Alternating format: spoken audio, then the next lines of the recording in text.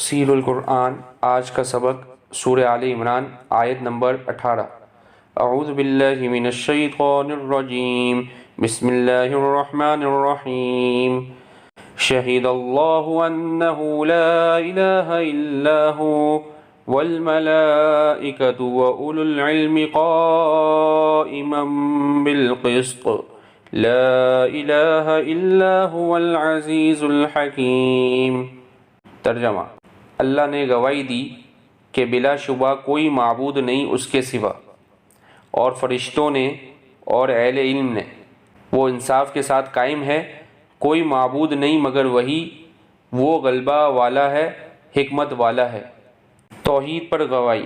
روح المعانی میں ہے کہ شام کے علماء یہود میں سے 2 عالم مدینہ منورہ آئے، انہوں نے مدینہ کو دیکھا، ان میں سے ایک دوسرے سے کہنے لگا کہ یہ شہر تو ہو بہو وہی معلوم ہوتا ہے جس کے بارے میں ہم نے پڑھا ہے کہ نبی آخر الزمان صلی اللہ علیہ وسلم اس شہر میں قیام پذیر ہوں گے۔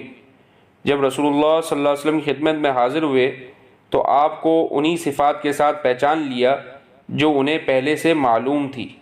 انہوں نے دریافت کیا کہ آپ محمد ہیں؟ آپ صلی اللہ علیہ وسلم نے فرمایا ہاں میں محمد ہوں۔ پھر سوال کیا کہ آپ احمد ہیں؟ آپ صلی اللہ علیہ وسلم نے فرمایا ہاں میں احمد ہوں۔